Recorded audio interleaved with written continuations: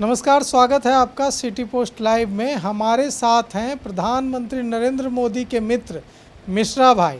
ये वही मिश्रा भाई हैं, लव कुमार मिश्रा, भारत के वरिष्ठ पत्रकारों में से एक, जिन्हें 10-11 बजे रात में प्रधानमंत्री नरेंद्र मोदी ने फ़ोन किया था एक रात और पूछा था कैसे हैं मिश्रा भाई। टाइम्स ऑफ इंडिया समेत विभिन्न अंग्रेजी अखबारों में पूरे भारत को कश्मीर से लेकर कन्याकुमारी तक इन्होंने कवर किया है। हम इनसे जानेंगे कि ऑपरेशन सिंदूर से पहले और ऑपरेशन सिंदूर के बाद के पूरे हालात पर हम इनसे जानेंगे, समझेंगे कि कैसे तेज़ी से हालात बदल रहे हैं और मोदी के मित्र मिश्रा भाई प्रधानमंत्री नरेंद्र मोदी को क्या सलाह देते हैं। नहीं, ऐसा है कि हम प्रधानमंत्री को सलाह नहीं दे सकते। बहुत ही तुच्छ आदमी हैं, उनको सलाह देने वाले बहुत सारे हैं, फ़ौज में भी हैं, सिविलियंस में भी हैं, तो सलाह तो हम नहीं दे पाएंगे। लेकिन जो डेवलपमेंट हुआ है सिर्फ उसी पे हम बात करेंगे। मैं कश्मीर में 3 साल नौकरी किया टाइम्स ऑफ इंडिया के लिए, और हमारे टाइम में ही करगिल वार हुआ था। हमारे टाइम में पहला सीज फायर हुआ, फिर सीज फायर का वायलेशन भी हुआ। पीक मिलिटेंसी के पीरियड में हम पोस्टेड रहे, करगिल और द्रास में भी रहे। ये जो रात का 1 से 1:30 बजे के बीच का डेवलपमेंट है वो सडन नहीं है, वो एक्सपेक्टेड था। प्राइम मिनिस्टर याद होगा आपको, मधुबनी में ही बोल कर गए थे कि ऐसा पाठ पढ़ाऊँगा कि वो एक्सपेक्ट भी नहीं किया होगा। तो अभी भी मुझे लगता है कि ये थोड़ा हाफ हुआ है। हो सकता है प्राइम मिनिस्टर और कोई दूसरा सीवियर स्टेप पाकिस्तान के खिलाफ लें।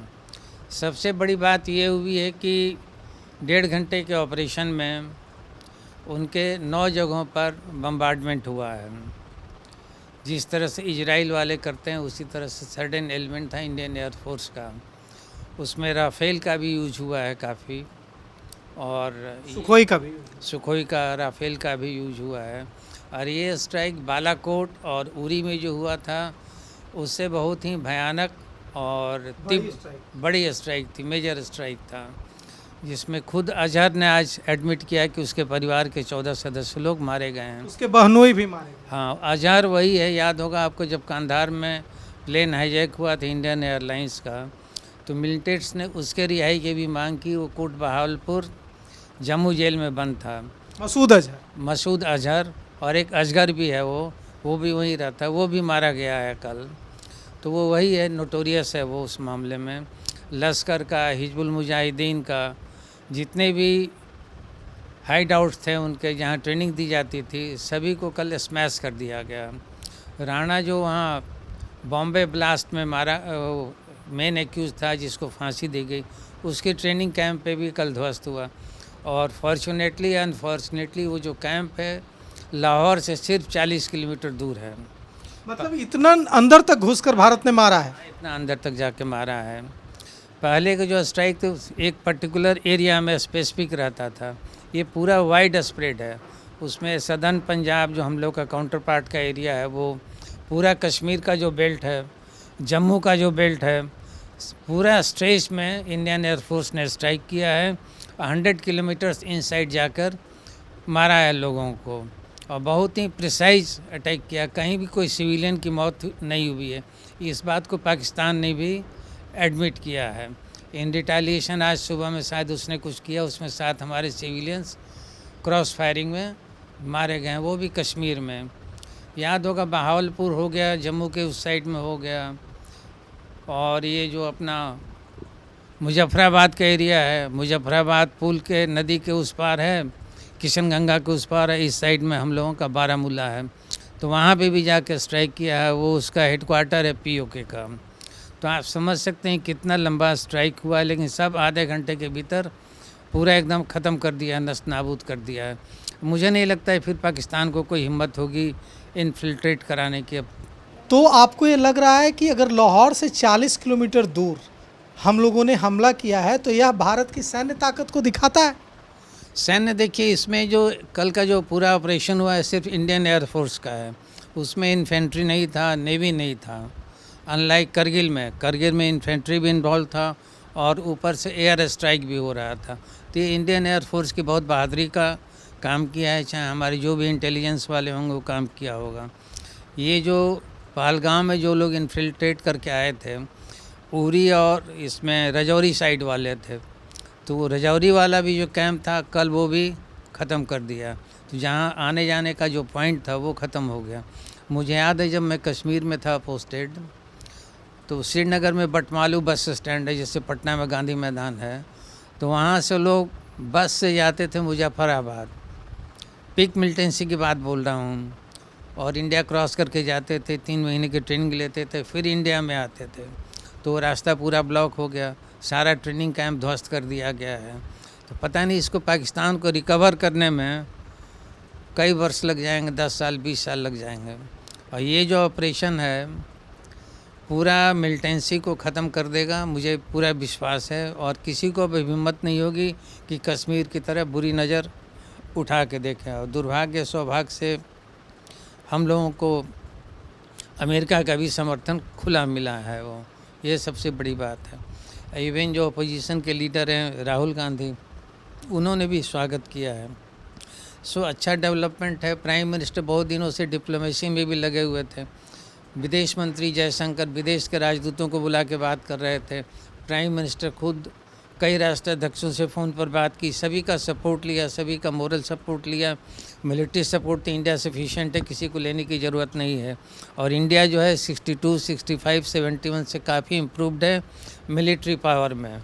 माइट जो होता है वो इंडिया ने अपना दिखला दिया है। आपने जब मोदी जी लाल चौक पर कश्मीर में झंडा फहराने गए थे, उस कार्यक्रम को भी कवर किया था, और आज का दौर भी आप देख रहे हैं।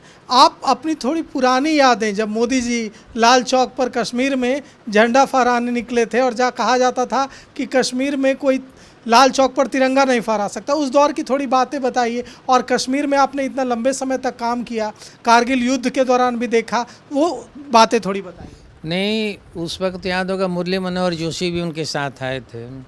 और मेरा जो किराए का मकान था एक मुस्लिम का ही था, घी काटा रोड है वहाँ पे, डिस्ट्रिक्ट कोर्ट के बगल वाला, वो लाल चौक से एकदम सटा हुआ है। तो मैं सुबह का चाय पीने या बिस्कुट खाने वहीं जाता था। वो तो हम लाल चौक पर? हाँ, लाल चौक पे ही। तो वो अनइमेजिनेबल था। एक बार मुझे खुद याद है, 26 जनवरी का दिन था। मिस्टर काबू थे, BN काबू, DIG BSF के। उन्होंने मुझे निमंत्रण दिया, कार्ड दिया कि आप आइए वहाँ, कल झंडा हम लोग फहराएंगे। और मैं अपने घर से निकला वहाँ कोर्ट रोड से, जैसे ही चौराहे पर गया होगा कि BSF का एक मोबाइल बंकर था, एक काला झंडा लिए हुए जवान खड़ा था। और जब मैं आगे बढ़ा तो उसने रोक दिया। तो हमने बताया आप ही लोग का प्रोग्राम, उसको कवर करने के लिए जाएं। तो उसमें से कोई यंग लड़का था यूनिफॉर्म वाला, उसने मुझे समझाया कि आज 26 जनवरी क्यों जा रहे हो। तो हम बोला इसीलिए DIG ने बोला है। बोला नहीं जाना है वो, और बहुत बुरी तरह से बेइज्जत करके हमको लौटा दिया। तो मैं काबू को फ़ोन किया घर पहुंचकर कि ऐसे ऐसे आप क्यों बुला के हमको बेइज्जत करवा रहे हैं। वो 26 जनवरी हमको आपका अफसर और जवान याद दिला रहा है, जैसे मुझे याद ही नहीं था वो। तो उन्होंने माफ़ी मांगी। तो मैंने उस वक्त प्रेस काउंसिल को कंप्लेन किया था, और होम मिनिस्टर को भी मैंने चिट्ठी लिखी थी कि एज प्रेस हमको काम करने नहीं दिया जाता है। वो बड़ा इंटरेस्टिंग होगा आपको जानकर, उस पर तुरंत एक्शन हुआ। कोई डिप्टी सेक्रेटरी लेवल के आदमी भी आया, अफसर। इसी बीच में एक दिन वो यंग लड़का पूरा यूनिफॉर्म में आया मेरे पास, मैं ऑफिस में बैठा था, उसने सैल्यूट किया मुझे। हम उसको पहचानते नहीं थे। आके कुर्सी पर बैठा, हमने बैठिए वो। तो उसने बोला सर आप हमको पहचाने? हम बोले ना नहीं पहचाने, मैं सो एंड सो हूँ, BSF में हूँ, और आपको गलती से मैंने लाल चौक पे फलाने तारीख को रोका था। तो हमने बोला अच्छा आप ही थे? हाँ सर, मेरी तो शिकायत आपने कर दी है, इंक्वायरी हो रही है, चार्जशीट हो जाएंगे, हम डिसमिस हो जाएंगे। तो हम बोले ये बात तुमको उस दिन नहीं समझ में आई थी कि डिसमिस हो जाएंगे। तो वो जो अफसर था उसने बोला 2 छोटे छोटे बच्चे हैं ये वो। एक जो वर्ड उसने बोला ना, 2 छोटे छोटे बच्चे हैं, तो थोड़ा हमको दया लगा। हम बोले तुमको देखना चाहिए था। तो शायद उसने मेरा टोन समझ लिया होगा, बोलने का तरीका। वो बोला सर आप बिहार के हैं? हम बोला हाँ बिहार के हैं। तो उसने बोला मैं गया जिला का हूँ। सो माफ़ कर दीजिए, आप ही को विटनेस बनाया है लोगों ने, अफसरों ने, तो आप काइंडली नहीं जाइएगा। हम बोले ठीक है देखेंगे, लेकिन दोबारा तुम इस तरह की गलती नहीं करना। बाद में डीआईजी का भी फ़ोन आया कि आपका बिहारी है, माफ़ कर दीजिए। तो सोचिए वो एटमॉस्फेयर था। उस एटमॉस्फेयर में नरेंद्र मोदी जो जम्मू कश्मीर के प्रभारी होते थे पार्टी की तरफ से, वो झंडा फहराने आए थे। 26 जनवरी वहाँ बहुत चिल्ड रहता है, बर्फ़ रहता है, वो आजू बाजू सभी जगह कर्फ्यू लगा हुआ था। अगल बगल जो जितने बिल्डिंग थे उसमें भी लोग फौजी लोग ही भरे हुए थे।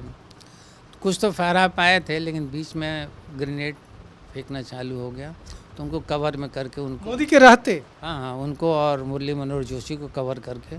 तो देखिए हमें बता रहे हैं लव कुमार मिश्रा, जो उस समय टाइम्स ऑफ इंडिया के पत्रकार थे, वरिष्ठ पत्रकार थे, कश्मीर में कवर किया था कि कैसे मोदी जी, प्रधानमंत्री नरेंद्र मोदी जो अब प्रधानमंत्री हैं, उस समय नरेंद्र मोदी थे, बीजेपी के वरिष्ठ नेता थे, वे लाल चौक पर पहुंचे थे तिरंगा झंडा फहराने। और जब वे लाल चौक पर तिरंगा झंडा फहराने पहुंचे थे तो वहां उस कार्यक्रम के दौरान ही आतंकियों ने ग्रेनेड फेंकना शुरू कर दिया था। तो हम लव कुमार मिश्रा, जिन्होंने पूरे भारत, कश्मीर से कन्याकुमारी तक अपने पूरे पत्रकारिता के जीवन में कितनी चीज़ों को कवर किया है, कारगिल युद्ध को कवर किया है, हम इनसे 1971 के वॉर के बारे में, युद्ध के बारे में भी पूछेंगे। क्योंकि अभी आज पटना में सायरन बजेगा, पटना में बिजली गुल होगी, पटना में मॉक ड्रिल होगा।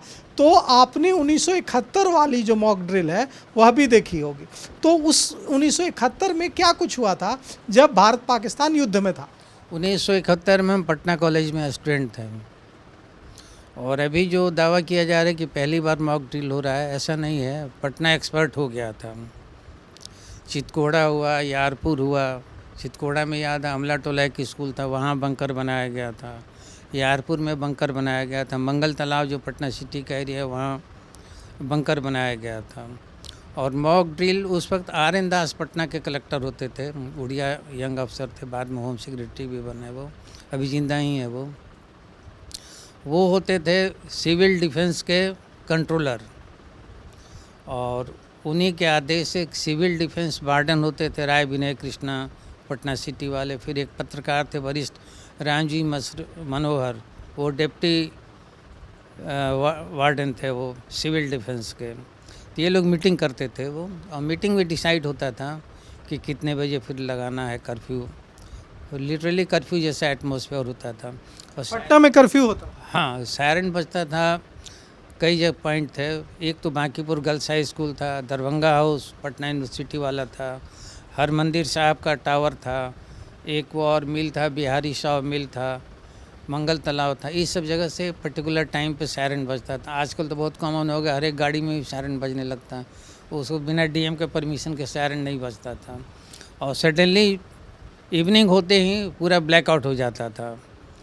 और ब्लैकआउट, एक तो ठंडे का दिन था, याद होगा पाकिस्तान ने 6 दिसंबर को अटैक किया था, ठंडा का दिन था। तो लोग ब्लैकआउट होने के बाद इंडोरिंग हो जाते थे, घर के अंदर रहते? हाँ, घर के अंदर चले जाते। तो इतना कड़ा होता था इन्फोर्समेंट अंधेरे का कि लोग खिड़की दरवाज़ा ही नहीं बंद करते थे, बल्कि खिड़की और दरवाजे पे चादर लगा देते थे कि थोड़ा सा भी लाइट बाहर नहीं जाए, या बाहर का लाइट भीतर नहीं जाए। और लोग आराम से, कहीं भी प्रोटेस्ट नहीं हुआ था। तो सायरन भी बजता था, ब्लैकआउट भी होता था, और बंकर भी था। तो हम लोग बहुत यूज हो चुके थे, वो कहीं कोई परेशानी नहीं होती थी। वो बंकर बनाए गए थे नागरिकों की सुरक्षा के? हाँ, नागरिकों की सुरक्षा के लिए सिविल डिफेंस वालों ने बंकर बनाया था कई जगह पे। पटना के किन किन इलाकों में बंकर थे? मुझे याद है यारपुर का पता है, चितकोड़ा में एक अमला टोला स्कूल है, वहाँ अच्छा बंकर बनाया गया था। मंगल तालाब में बाद में जैसे वार ख़त्म हो गया, यूज नहीं होने लगा, तो वही बंकर में सुअर और जानवर लोग जाकर आराम करने लगते थे। वो तो जो मॉक ड्रिल होगी आज, वो मॉक ड्रिल तो उस जो पुरानी मॉक ड्रिल है उससे काफ़ी अलग होगी, है एडवांस मॉक ड्रिल होगी। एडवांस इन द सेंस कि पहले एक सर्टेन पॉइंट पे जैसे माइक लगा हुआ है, वहाँ से आवाज़ आता था। लेकिन अब तो जैसे कल DM ने अनाउंस किया है कि थाना का जो गाड़ी रहेगा उससे सायरन बजेगा, जो एम्बुलेंसेस होते हैं उससे सायरन बजेगा।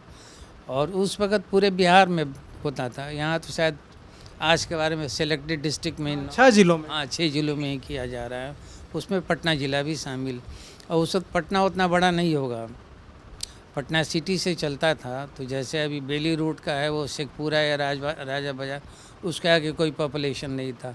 इस साइड में सिपारा के बाद कोई पॉपुलेशन नहीं था, गंगा के बाद तो जाने का सवाल ही नहीं पैदा होता था, तो बहुत ही कन्फाइंड था, इसलिए इम्पैक्ट ज़्यादा हो जाता था। अब तो पटना चारों तरफ से फैल गया है, इसलिए थोड़ा परेशानी हो सकती है। आउटस्कर्ट्स वाले कितना मानेंगे कितना नहीं मानेंगे। और पर्टिकुलरली जहाँ तक मुझे लगता है सर्टेन थाना एरिया में ही लोग इफ़ेक्टिव बनाएंगे जहाँ उसका असर ज़्यादा पड़ सके। देखिए, अभी इसको लेकर भी बहस छिड़ेगी, जैसे जैसे तनाव बढ़ेगा इसे लेकर भी बहस छिड़ेगी कि बुद्धिजीवी बनाम सिपाही। सिपाही कहता है कि युद्ध कितना खतरनाक है, यह हमसे ज़्यादा इसका दर्द कौन समझता है। बुद्धिजीवी भी कहता है कि हाँ, युद्ध नहीं होना चाहिए। लेकिन सवाल यह उठता है कि भारत के पास विकल्प क्या बचा था। अगर भारत जवाबी कार्रवाई नहीं करता तो कोई आता और हमारी माताओं बहनों के माथे का सिंदूर पूछकर इस आधार पर मार कर चला जाता कि कोई हिंदू है, उसका मजहब पूछकर मार कर चला जाता। तो अब जिस तरह से तनाव बढ़ रहा है, हम समझेंगे वरिष्ठ पत्रकार लव कुमार मिश्रा से कि युद्ध के हालात बन रहे हैं क्या? युद्ध के हालात तो होंगे जब सायरन बजेगा। नहीं, मतलब फुल स्केल वॉर के हालात बनते दिख रहे हैं क्या आपको? मुझे नहीं लगता है कि प्राइम मिनिस्टर इतना जल्दी फुल स्केल वार करेंगे। वो पाकिस्तान को एक लेसन सिखाना था, वो सिखा दिया। उस वक्त आप 71 की बात बोल रहे थे। बीटा इंडियन एयरफोर्स से हम लोग हर एक 10 मिनट पे प्लेन का उड़ने का जाने का आवाज़ सुनते थे। तो सोचिए बीटा कितनी दूर है पाकिस्तान से। यहाँ भी एक्शन होता था, वो रात भर पेट्रोलिंग होती थी, एरियल पेट्रोलिंग होती थी। वो आपने जहाँ तक पूछा फुल स्केल वार का, तो मुझे नहीं लगता फुल स्केल वार अभी इंडिया कर पाएगी, और शायद प्राइम मिनिस्टर का वो मूड भी नहीं होगा। जितना लेसन सिखलाना था वो हो गया। अगर फुल स्केल वार होगा तो पीओके तुरंत कब्जा में आ जाएगा वो, तो वो स्टेज लगता है धीरे धीरे आएगा। पाकिस्तान गिदड़ भभकी दे रहा है, पाकिस्तान कह रहा है कि हम जवाबी कार्रवाई करेंगे। अब सवाल यहाँ यह उठता है कि आपने भारतीय आर्मी को भी कवर किया है, तो आपको क्या लगता है कितना दम है, क्या कर सकते हैं, क्या जवाबी कार्रवाई करने के संकेत पाकिस्तान की सेना दे रही है? आप देखिए पाकिस्तान 65 में, 71 में, 99 कारगिल में सब जगह बुरी तरह से हारा है।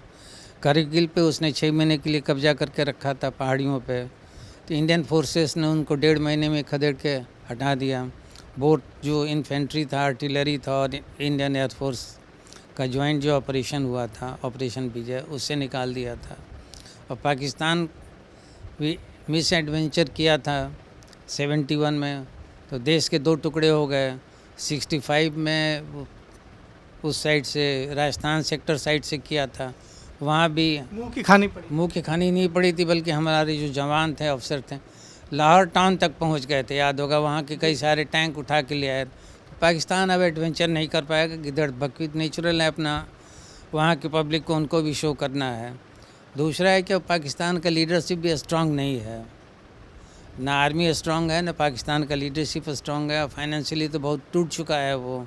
मुझे नहीं लगता है कि रिटेलिएट कर पाएगा। स्पॉरेटिक जो कर रहा है वो करता रहेगा, लेकिन नहीं कर पाएगा। अगर आर्थिक आधार पर देखें तो भारत की आर्थिक स्थिति मजबूत है, एक आर्थिक महाशक्ति है भारत। पाकिस्तान कितना अफोर्ड कर सकता है वॉर? नहीं कर पाएगा। एक तो देखिए प्राइम मिनिस्टर ने जो किया है, सिंधु झेलम इस सब का जो नदी पूरा पानी बंद कर दिया है वो, तो उसका इम्पैक्ट लगता है विदिन वीक हो जाएगा।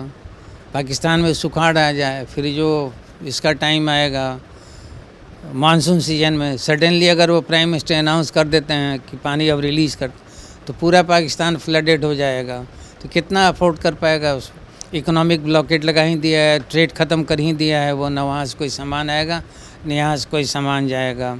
सिंधु जल समझौते को रद्द करने का, और अगर पाकिस्तान का पानी हम रोकते हैं, भारत रोकता है, तो इसका कितना असर पड़ेगा पाकिस्तान? पाकिस्तान टूट जाएगा। सारा जो उसका इरिगेशन का है, इवन ड्रिंकिंग वाटर का है, सब तो हम ही लोग देते हैं। वो इंडिया की साइड से ही पानी जाता है उनका, तीनों जो बड़ी बड़ी नदियां हैं वो। हम लोगों के पास इंफ्रास्ट्रक्चर है पानी को रोकने का, है ना। हाइड्रो इलेक्ट्रिसिटी प्रोजेक्ट जो बना है वो स्वीडन के कोऑपरेशन थे। पानी तो डैम तो बना ही हुआ है, वो रोक देंगे बस।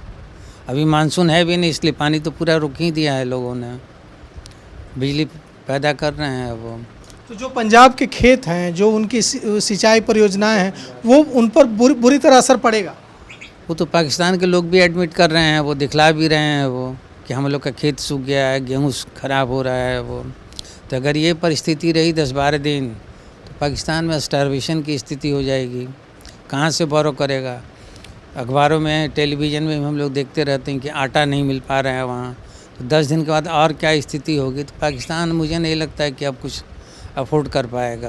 पाकिस्तान के प्रधानमंत्री ने कहा है कि भारत अगर कोई इंफ्रास्ट्रक्चर बनाने की कोशिश ऐसा करता है जिससे हमारे पानी रोका जाए तो हम उस इंफ्रास्ट्रक्चर को मिसाइल दागकर नष्ट कर देंगे। ये बार बार एटॉमिक एनर्जी का, न्यूक्लियर बम का धमकी देता है, मिसाइल का धमकी देता है।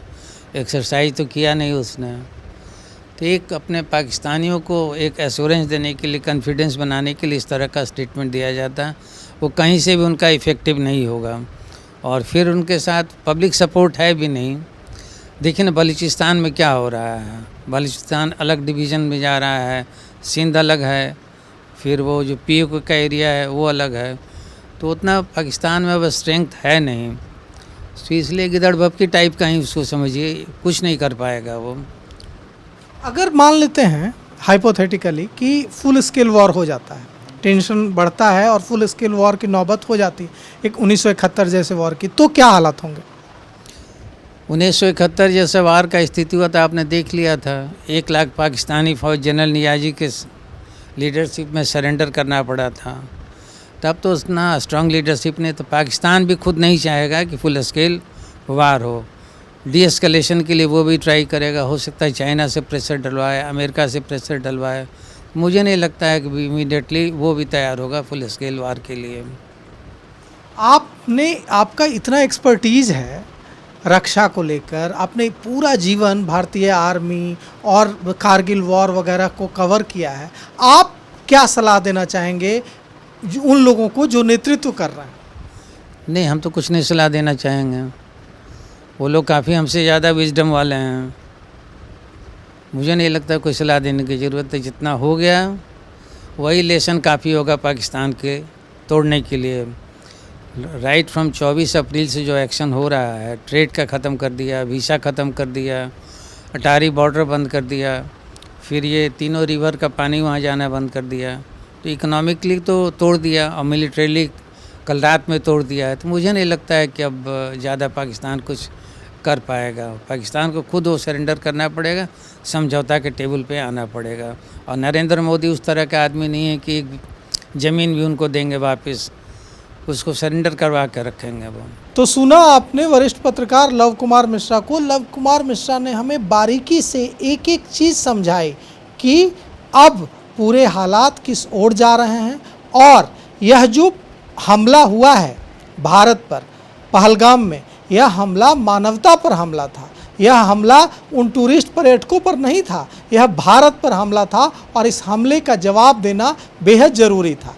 अब जब भारत ने हमले का जवाब दिया है तो पाकिस्तान के पास नेगोशिएशन टेबल पर आने के सिवा दूसरा कोई चारा नहीं है।